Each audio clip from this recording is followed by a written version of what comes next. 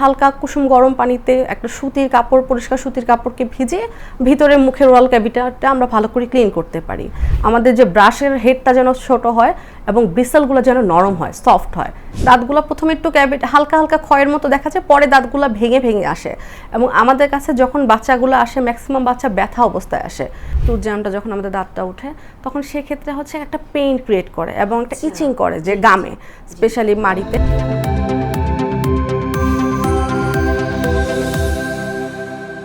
আসসালামু আলাইকুম দর্শক, আমন্ত্রণ জানাচ্ছি ডক্টর টিভি নিয়মিত আয়োজন স্বাস্থ্য সমাধান অনুষ্ঠানে। সাথে আছে আমি ডাক্তার আইভি আক্তার। আজকে আমরা কথা বলবো শিশুদের দাঁতের যত্ন নিয়ে।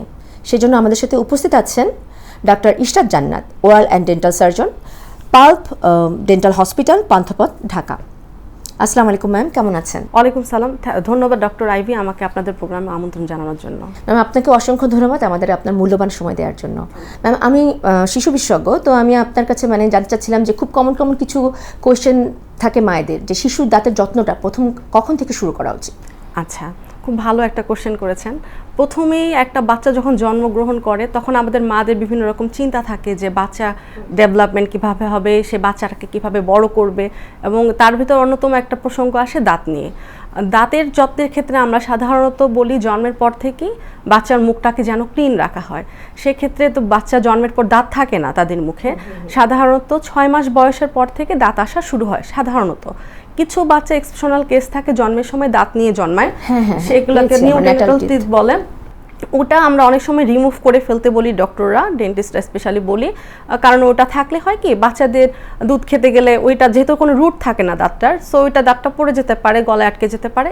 এটা খুব রেয়ার কেস, কিন্তু সাধারণত আমরা বাচ্চাদের দাঁতের যত্নটা জন্মের পর থেকে ক্লিন করার কথা বলি। সেক্ষেত্রে হালকা কুসুম গরম পানিতে একটা সুতির কাপড়, পরিষ্কার সুতির কাপড়কে ভিজিয়ে ভিতরে মুখের ওরাল ক্যাভিটিটা আমরা ভালো করে ক্লিন করতে পারি।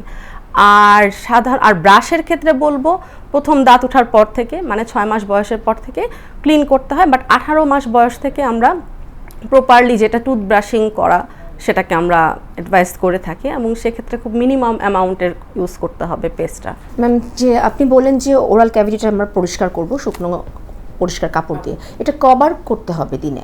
এটা আপনি 2বার থেকে 3বার মিনিমাম করতে হবে, স্পেশালি খাওয়ার পর হবে 2বার মিনিমাম করতে। ম্যাম, আরেকটা যেটা হচ্ছে যে অভিভাবকদের তাহলে প্রথমে করণীয় কি, যখন প্রথম দাঁতটা উঠছে তখন আমরা কি করব?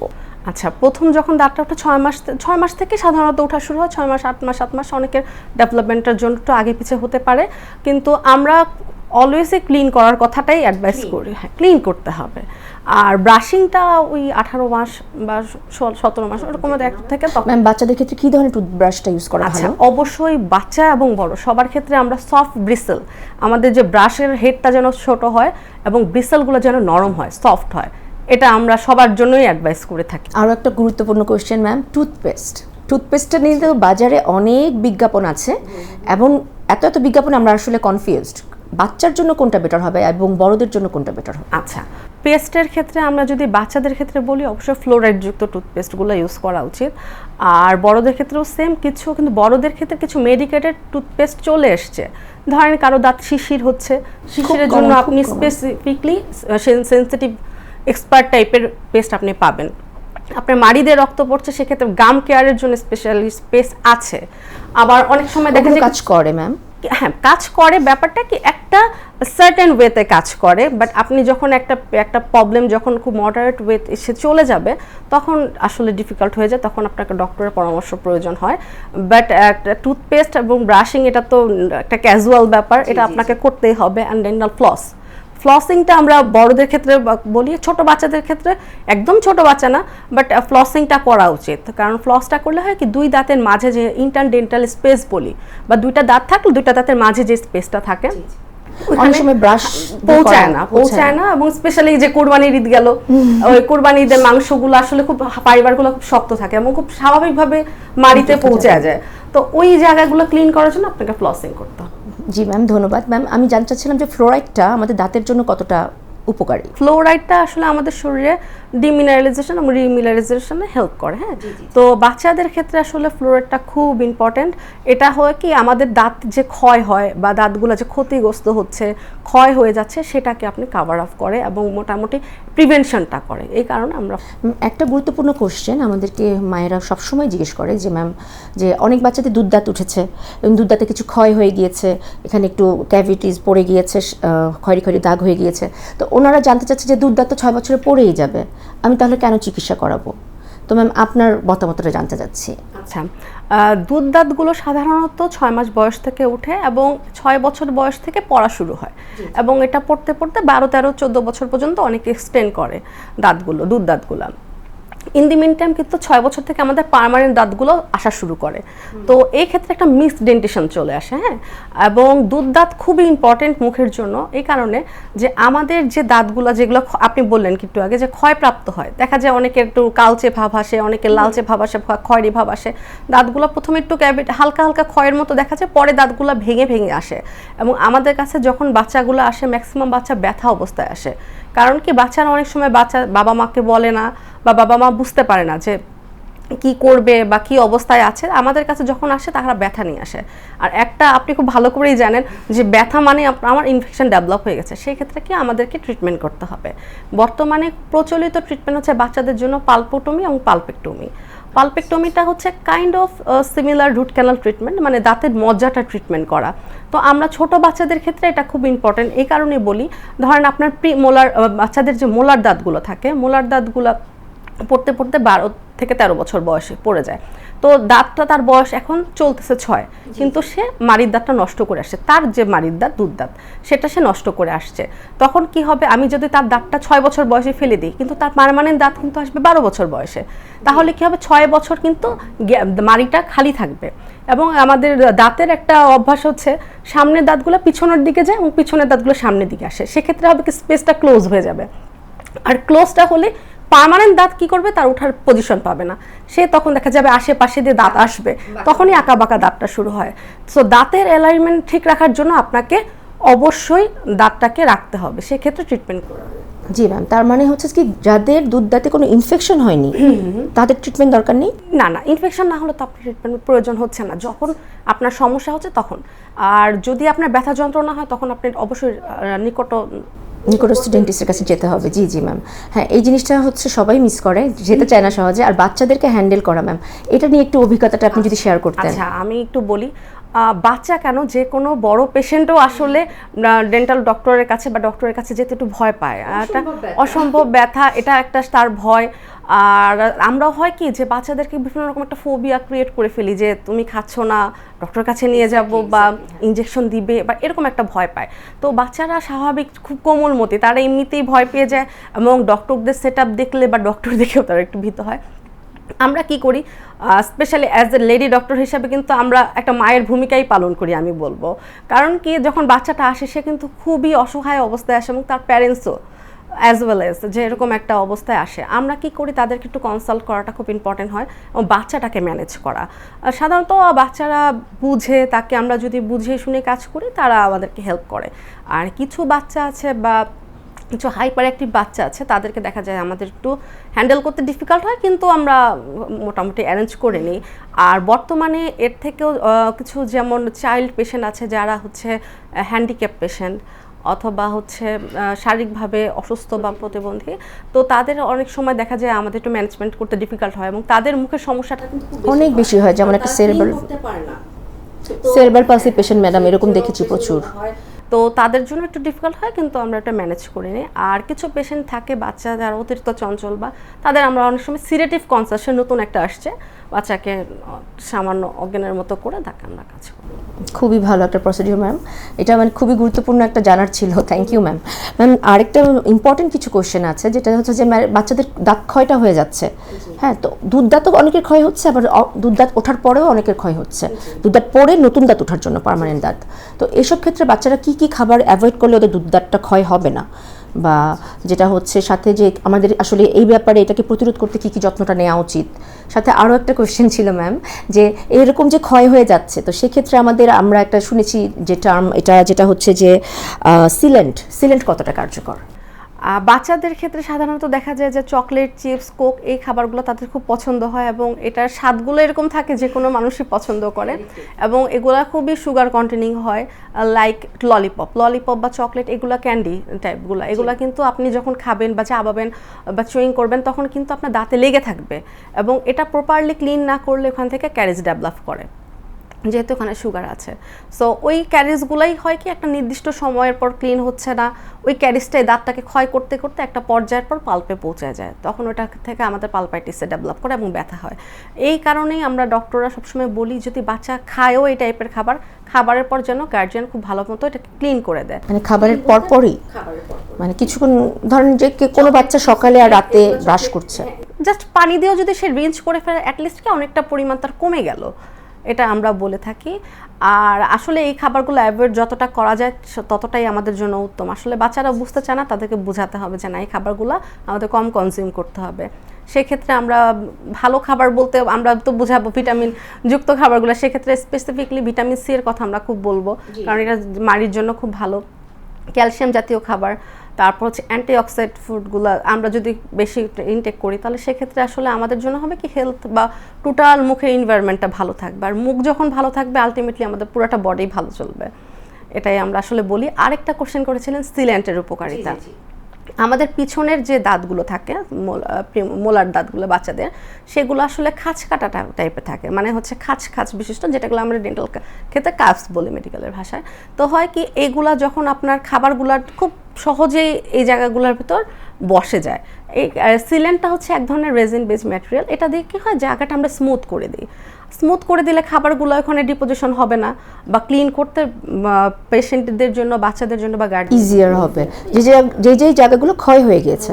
কিন্তু ম্যাম অনেক বাচ্চাদের দেখা যায় দুই দাঁতের মাঝে অনেক ফাঁকা, মানে ওদের জন্ম থেকে দুধ দাঁতটাই এরকম উঠেছে, তো তাদের ক্ষেত্রেও কি সিলেন্ট কার্যকর? আসলে কি দুই দাঁতের ফাঁকার মাঝে আসলে ফিলিং দেওয়ার কোনো নিয়ম নাই। নিয়ম নাই বলতে হচ্ছে মাড়ির উপর আপনি কোনো ফিলিং অ্যাপেয়ার করতে পারবেন না। অনেকে দেখা যায় যে সামনের দাঁতে, বড়দের ক্ষেত্রে সামনের দাঁত, বাচ্চাদের দাঁতও কিন্তু ফাঁকা হয়, হ্যাঁ, এটা আগলি ডার্কনিং স্পেস বলে। সেটা হয় কি পুরাটা দাঁত যখন তার ক্লোজ হয়ে যায় সেটা আবার একটা অ্যাডজাস্টিং পর্যায়ে চলে যায়, না গেলে তখন আমরা এটার জন্য উন্নত চিকিৎসা, যেটাকে অর্থোডন্টিক ট্রিটমেন্ট বলি, সেটা আমরা করতে বলি। কিন্তু বড় পেশেন্টরাও দেখা যাচ্ছে বা অ্যাডাল্ট পেশেন্টরা হচ্ছে অনেক সময় দুই দাঁতের মাঝে ফাঁকার জন্য বিভিন্ন রকম ফিলিং, আমরা এখন কসমেটিক ফিলিংগুলো আসছে বা অ্যাস্থেটিক যে ফিলিংগুলো আসছে বা স্মাইল মেকওভারগুলো, এখন আমরা এগুলোর উপর কাজ করছি এবং এগুলো বর্তমানে খুব চাহিদা সম্পন্ন। হ্যাঁ, যে স্মাইল কারেকশন। ম্যাম যদি বাচ্চাদের এরকম হয়ে যায়, মানে কোন কোন লক্ষণগুলা আপনাকে মানে গার্ডিয়ানকে সাজেস্ট করবে যে ওর ক্ষয় হয়ে যাচ্ছে, ওকে এখন ইমিডিয়েটলি আমার ডেন্টিস্টের কাছে যেতে হবে? আরেকটা ব্যাপার খুব দাঁড়ায়, সেটা হচ্ছে ছোট বাচ্চাদের ক্ষেত্রে খুব কমন একটা ক্যারিজ আছে যেটা দাঁতের ক্ষয় হয় বা আমরা বাংলা ভাষায় পোকা বলি, আসলে পোকা বলতে কিছু নাই। তো হচ্ছে এটা হচ্ছে কি নার্সিং বোতল ক্যারিজ বলি এটাকে আমরা। ছোট বাচ্চারা যে দুধ খাচ্ছে, ঘুমের ভিতর দুধ খাচ্ছে, ওটা যদি ক্লিন না হয়, এখন বাচ্চাকে তো উঠে আপনি ব্রাশ করতে পারবেন না, ঘুমের বাচ্চা, আপনি একটা বোতল দুধ ফিট করালেন, আপনি আরেকটা বোতলে হচ্ছে পানি খাওয়াই দিবেন, পানিটা খেলে হলো কি তার এটা কিন্তু পানিটার সাথে ক্লিন হয়ে গেল। এই ক্ষেত্রে হচ্ছে আমাদের অনেকটা উপকার করে, এটার জন্য এটাকে নার্সিং বোতল ক্যারি সাধারণত বলা হয়। যে ফিডারের ক্ষেত্রে বা বাচ্চাদের ক্ষেত্রে প্রলং টাইম ক্লিন না হলে আসলে ক্যারিজগুলো ডেভেলপ করে এবং বাচ্চারা প্রথম লক্ষণই থাকে দাঁতগুলো ক্ষয়। অনেক সময় দাঁতে চকি অ্যাপিয়ারেন্স বা সাদা সাদা ভাব দেখা যেতে পারে, সেটা আস্তে আস্তে একটু লালচে বাদামি হতে হতে কালচে ভাব হয়ে তখন ব্যথা শুরু হয়, যখন এটা মজ্জার কাছাকাছি চলে যায়। ম্যাম অনেক গুরুত্বপূর্ণ একটা ব্যাপার জানতে পারলাম ম্যাম, এক্ষেত্রে যে যারা বোতলের দুধ খাচ্ছে না, যারা হচ্ছে বুকের দুধটা খাচ্ছে, এবং দেখা যাচ্ছে কি অনেক বাচ্চারা আছে সারা রাত ধরে বুকের দুধ খাচ্ছে, মাকে আটকে রাখছে, তো এইসব বাচ্চাদের তো আমি পানি খাওয়াতে পারছি না ফিডারে, মানে ওদের ক্ষেত্রে কি করবো ম্যাম? ওদের ক্ষেত্রে আসলে খাওয়াতে পারলে এটা একটু বেটার তো কাজ করে, কিন্তু আসলে যদি না পারা যায় কিন্তু আমরা কিন্তু স্পেসিফিকলি আমরা যেটা হচ্ছে বাইরের যে দুধটা, সেটার ক্ষেত্রে আমরা খুব স্ট্রংলি এটাকে রেকমেন্ডেড করি। জি ম্যাম। আর এরকম যদি দাঁত কালো হয়ে যায়, তখন ছিদ্র হয়ে যায়, তখন আমাদের কি করতে হবে? সময় হচ্ছে আমাদের একজন অভিজ্ঞ ডেন্টাল সার্জনের কাছে যখন তারা আসবে, ডক্টর আগে দেখবে দাঁতটার কি অবস্থায় আছে।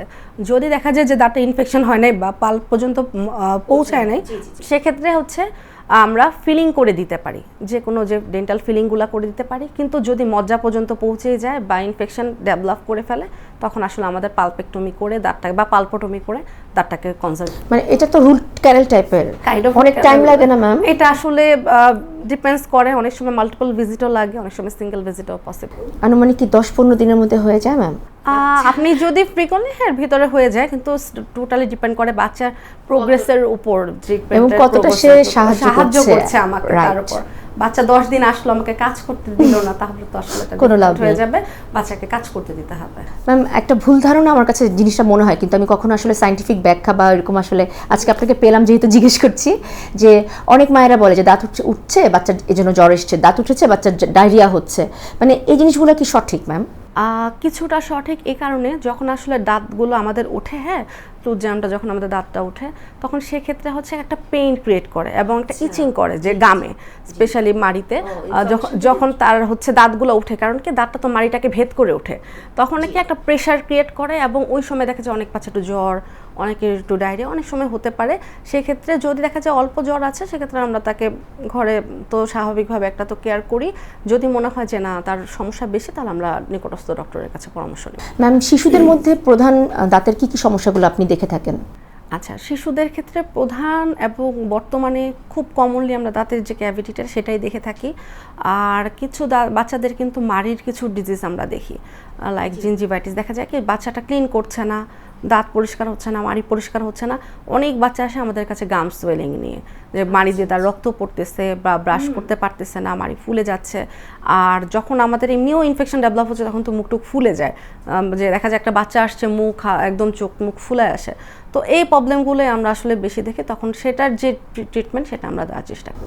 ম্যাম বছরে কয়বার আপনাদের কাছে যাওয়া উচিত এবং কত বছর থেকে আমার এটাকে ফলো করা উচিত? আচ্ছা, প্রথম কথা হচ্ছে আপনাকে ছোটবেলা থেকেই আসলে ডক্টরের কাছে যাওয়া উচিত। এই কারণে একটা বাচ্চা তো 6 মাস বয়সে দাঁত উঠলো, তার দাঁতগুলো ঠিক মতো উঠছে কিনা। অনেক বাচ্চা দেখা যায় দাঁত উঠতে লেট করে, আমরা গার্জিয়ানরা অনেক বা ডক্টররা, আমি অ্যাজ এ ডক্টরও কিন্তু আমি একজন প্যারেন্টস, সো দেখা যায় কি একটা কনসার্ন কিন্তু কাজ করে যে আমার বাচ্চা দাঁত উঠছে না কেন, বা আমার পাশের বাচ্চাটার 6 মাসে দাঁত উঠে গেছে, আমার বাচ্চার বয়স 9 মাস, ওর তো দাঁত উঠছে না। এটা অনেক গার্জিয়ানরা একটা টেনশন করে। এটা আসলে ডেভেলপমেন্টাল গত অনেকে থাকে, একটু প্রসেস একটু লো থাকে। মানে এক্ষেত্রে ম্যাম সরি ম্যাম ইন্টারাপ্ট করছি, যে এরকম বাচ্চাদের বাকি ডেভেলপমেন্টাল মাইলস্টোন ভালো থাকে, শুধু দাঁত ওঠার ক্ষেত্রে দিলে হতে পারে, এটা কোনো সমস্যা না। দাঁতগুলো আপনারা দেখবেন চলে আসবে। সাধারণত কত বছর পর্যন্ত অপেক্ষা করব বাচ্চার? আমরা 1 বছর পর্যন্ত মিনিমাম লোয়ার, মানে আমাদের আসলে লোয়ার সেন্ট্রাল দাঁত থেকে আসা শুরু হয়, তো আমরা 1 বছরের ভিতরে ইনশাআল্লাহ চলে আসে বাচ্চাদের দাঁতে। 1 বছর যদি না আসে তখন আপনাদের পরামর্শ তো অবশ্যই পরামর্শ নেওয়ার জন্য। আর বাচ্চাদের ক্ষেত্রে হয় কি, আমরা সেক্ষেত্রে অনেকের থাকে যে ইভেন পার্মানেন্টলি তো অনেক লেটে আসে। আমি দুধ দাঁতটা ধরেন আমার দাঁতটা ফেলে গেছি, ফেলে যাওয়ার পর 6 মাস 8 মাসে 1 বছর 1.5 বছর হয়েছে আমার দাঁতটা আসতেছে না। অনেক গার্জিয়ান টেনশনে পড়েছে, তখন আমরা ডক্টররা আসলে এটাকে একটা এক্সরে করে দেখি যে দাঁতটা টুথজাম ঠিক আছে কিনা, দাঁতটা পজিশন ঠিক আছে কিনা। ওই যে আমি একদম প্রথম দিকেই বললাম যে অনেক আর্লি যখন দাঁত ফেলে দেওয়া হবে বা অনেক লেট যখন দাঁত ফেলা হবে দুধ দাঁত, সেক্ষেত্রে হয় দাঁতের পাথওয়েটা আসলে চেঞ্জ হয়ে যায়। সেক্ষেত্রে দেখা যায় যে আমাদের ডক্টরের অ্যাডভাইস কিছুটা প্রয়োজন হয়, এবং কিছুটা দেখা যায় যে দাঁত আসতেছে না, আমরা গামটাকে একটু কেটে দিলাম, দাঁতটা চলে আসে। দেখা যায় যে বা পজিশনের জন্য আটকে গেছে বা আসছে না। হ্যাঁ, কি সহজ একটা সমাধান। অথচ কিন্তু এরকম হয় যে দাঁতের গোড়া থেকে আরেকটা দাঁত উঠতেছে, দুধ দাঁত পড়েনি, মানে তখন দুধটাকে ফেলে দিই বা দুধটাকে ফেলে দেওয়ার পরও আসতেছে না, গামটাকে সিভিয়ার একটা প্রবলেম করতে দিলে দাঁত চলে আসে। ম্যাম বাচ্চারা তো খুবই দুষ্ট হয়, সারাক্ষণ খেলাধুলা এটা ওটা করছে, এখান থেকে লাফ দিচ্ছে, ওখান থেকে ঝাঁপ দিচ্ছে, তো পড়ে গেলে এরকম অনেক সময় দেখেছি যে দাঁতটা ভেঙে গেল, দাঁতে আঘাত পেলো, অনেক রক্ত বের হলো, তাৎক্ষণিক অভিভাবকরা কি করবে? আচ্ছা, খুবই একটা আসলে আনসার্টেন একটা অবস্থা, যে বাচ্চা খেলতেছে অনেক সময় রাতে বেলা বা হচ্ছে একটা অ্যাক্সিডেন্ট আসলে তো বলে কই আসে না। তো সেক্ষেত্রে যদি দাঁতটা পড়ে গেল, পুরোটা দাঁত খুলে আসলো বা পড়ে গেল, সেক্ষেত্রে আমরা ডাক্তাররা বলি হচ্ছে স্যালাইভা, মুখের যে আমাদের যে থুতু থাকে, সে থুতুর সাথে একটা কটন বা পরিষ্কারভাবে পেঁচিয়ে বা দুধে ভিজিয়ে আপনি নিকটস্থ ডেন্টাল সার্জনের কাছে নিয়ে আসবেন। দেখা গেল রাত 3টার সময় একটা অ্যাক্সিডেন্টালি হতেই পারে একটা, তো দেখা যায় সব জায়গায় আসলে রাতের বেলায় ডেন্টাল ডক্টরটা পাওয়া ডিফিকাল্ট, কিন্তু আমরা আমাদের পাল ডেন্টাল হসপিটাল আসলে 24 ঘন্টা আমরা ডেন্টালের সেবাটা দিয়ে থাকি। হ্যাঁ, আসলে এটা বাংলাদেশে খুব কম। আমরা আসলে এটার একটা কারণ হচ্ছে কি, দাঁতের ব্যথাগুলো রাতেই বেশি হয়, এবং অনেকেই দেখা যায় যে এটার জন্য খুব কষ্ট পায়। তো এই কারণেও আমরা 24 ঘন্টা সেবাটা রাখার ট্রাই করেছি, এবং আমাদের ডক্টররা নিয়মিত ওখানে থাকেন। যেমন কিছুদিন আগেও একজন গার্ডিয়ান আসছেন, যে এরকম রাত 3টা বাজে ফোন দিয়েছেন যে এরকম বাচ্চা হচ্ছে পড়ে গেছিল, দাঁতটা তো তারাভাবে আর আসে নাই, কিন্তু এখন প্রচুর ব্লিডিং হচ্ছে, কি করতে পারে। তখন তারা একটু গুগল বা সার্চ করে দেখলো যে আমাদের হসপিটালটা 24 ঘন্টা খোলা আছে, তখন তারা কল দিয়ে চলে আসছেন। তখন আমরা রাতও 3টার সময় এটা ম্যানেজমেন্ট করে দিয়েছি আলহামদুলিল্লাহ।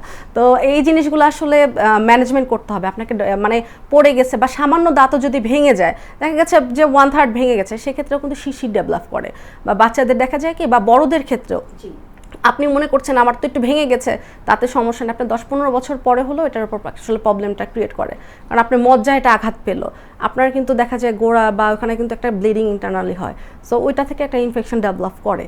তো এই দাঁতগুলো হয় কি আমাদের ডেন্টাল ডক্টরকে আমরা দেখালে ওটার আমরা ট্রিটমেন্টটা করে দিই, তখন আর পরবর্তীতে সমস্যা। ম্যাম দাঁত যদি পুরোটা পড়ে যায় তখন হচ্ছে আমি টিস্যুতে বা দুধে ভিজিয়ে বা স্যালাইভাতে ভিজিয়ে আমরা নিয়ে আসবো, ওটাকে আমরা ডক্টরে আবার স্প্লিটিং করে দিই, করা যায়। করা যায় ইমিডিয়েটলি। আসলে আর ভেঙে গেলে তো আসলে কিছু করার নেই, ভেঙে গেলে তখন ওটারও ট্রিটমেন্ট আছে, বাট যদি পুরোটা দাঁত রুট সহ চলে আসলো, ওটাকে আবার সকেটে প্লেসমেন্ট করার ব্যবস্থা আছে, কিন্তু ওটা ইমিডিয়েট আসতে হবে, এটা টাইমিং একটু ব্যাপার। আচ্ছা, কতক্ষণের মধ্যে আমরা আসলে 6 ঘন্টা 6 ঘন্টা টাইম দেওয়া হয়। আর দাঁত ভেঙে গেলে কি সেটা আবার জোড়া লাগানো যায়? দাঁত ভেঙে গেলে জোড়া লাগানোটা তখন আমরা ফিলিং এর মাধ্যমে মিনিমাইজ করি, অথবা বড় পেশেন্ট হলে দেখা গেল আমরা ওটাকে conservative treatment like root canal করে ওটাকে ক্যাপ করা বা ফিলিং করে দেওয়া। ম্যাম আমরা প্রোগ্রামের প্রায় শেষেই চলে এসেছি, তো এতক্ষণ তো আমরা কথা বললাম যে দুষ্টু বাচ্চাদের নিয়ে, এখন ম্যাম জানতে চাচ্ছিলাম যে স্কুলগামী যেসব বাচ্চা, ওদের ক্ষেত্রে আমার এক্সট্রা কি কেয়ার নিতে হবে? কারণ ওরা যেখানে টিফিন খাচ্ছে, অনেক সময় বাচ্চারা সকালে নাস্তা না খেয়ে যাচ্ছে, যখন টিফিন খাচ্ছে টিফিনেও যে দেখা যাচ্ছে যে একটু মুখরোচক খাবার দিতে বাধ্য আমরা, কারণ আদারওয়াইজ বাচ্চা খায় না, তো তখন তো দাঁত ক্লিনও করা সম্ভব না, তো সেই ক্ষেত্রে আমি কি করব?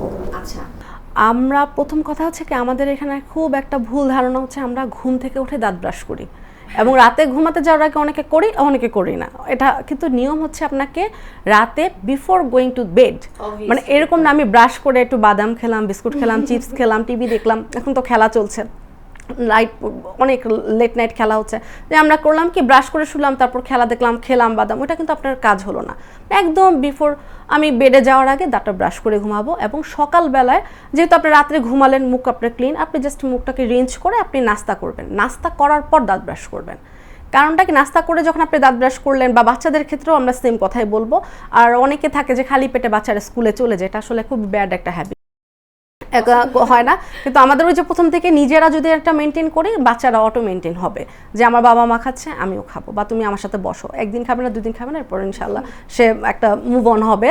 তো এটা একটা করতে পারি। সেক্ষেত্রে হয় কি, প্রথমে আপনি মুখটা ক্লিন নিয়ে কিন্তু স্কুলের জন্য বের হলেন, এবার স্কুলে গিয়ে মুখরোচক খাবার বলতে আমরা বাচ্চাদেরকে দেখা যায় নুডলস, তো অনেকে থাকে চিপস, বাইরের কেক, এগুলো খাচ্ছে, আমরা তখন বলবো বাবা মা তুমি একটু ক্লিন করবা, কিন্তু ক্লিন বলতে কি স্কুলে তো আর পেস্ট ব্রাশ পসিবল না, ওই যে আমি বলেছিলাম খাবার পানি দিয়ে এটা কুলি করে ফেলা বা পানিটা খেয়ে ফেলা, তখন অনেকটা পরিমাণ ক্লিন হয়ে গেল। আর কিন্তু ট্রাই করবো এই টাইপের খাবারগুলো অ্যাভয়েড। ম্যাম যদি আমি বাচ্চাদের সাথে মাউথ ওয়াশ দিয়ে দিই সেটা কেমন হবে? মাউথ ওয়াশের ক্ষেত্রে আসলে কি মাউথ ওয়াশ বাচ্চাদের আসলে স্কুলে ক্যারি করাটাও আসলে দেখতে যে খুব যে ডিসেন্ট দেখায়, আমার বা সকালে যে ঘুম থেকে উঠে মাউথ ওয়াশের চেয়েও খুব ন্যাচারাল আমাদের একটা জিনিস আছে, সেটা হচ্ছে হালকা কুসুম গরম পানির সাথে সামান্য লবণ মিশিয়ে কুলি করা। ন্যাচারাল যেখানে জিনিস আছে সেখানে কেমিক্যাল, হ্যাঁ মাউথ ওয়াশের অবশ্যই প্রয়োজনীয়তা আছে, আপনি মাউথ ওয়াশ ইউজ করতে পারেন, আপনি ন্যাচারাল যেখানে জিনিস আছে আপনি এটা করতে পারেন, এটা খুব ভালো কাজ।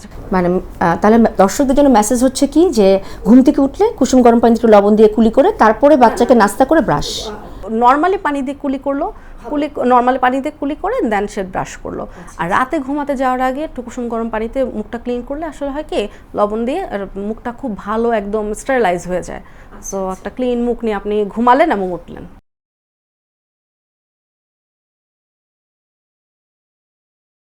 দাঁতের যত্ন বলতে এটা এই টাইপের, বা অনেকে তেলের কথা বলে, বিভিন্ন রকম বলে, এটা আসলে একটা normal herbal product, so you can use, এটা আসলে হার্বাল জিনিসের আমরা ছোটবেলা থেকে শুনছি, এটা কোনো ক্ষতি নেই।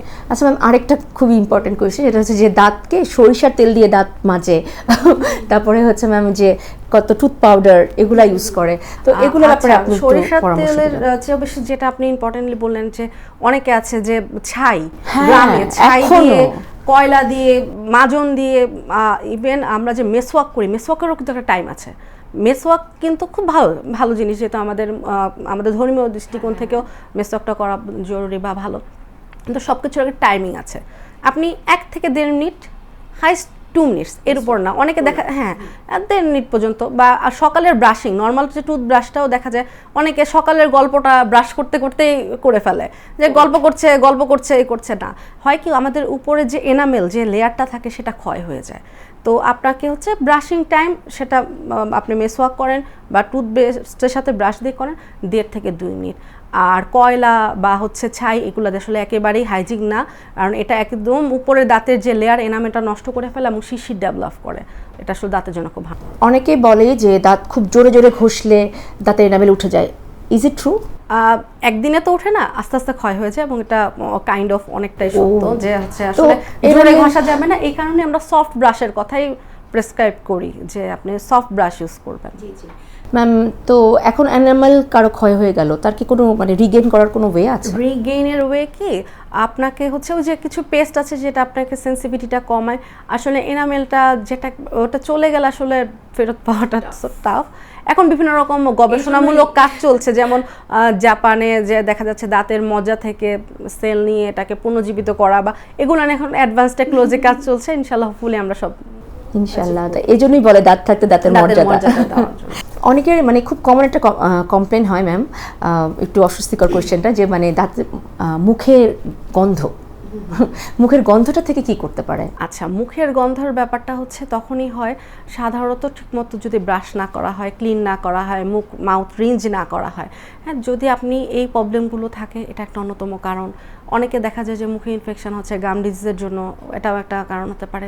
অনেকে আছে গ্যাস্ট্রিকের সমস্যা থাকে, ওইটা থেকেও কিন্তু আপনার একটা যে একটা স্মেলের একটা টেন্ডেন্সি থাকে। অনেকের আছে জিহ্বা পরিষ্কার করে না, আমরা কি করি দাঁতটা ব্রাশ করি, টাংটা ক্লিন করি না।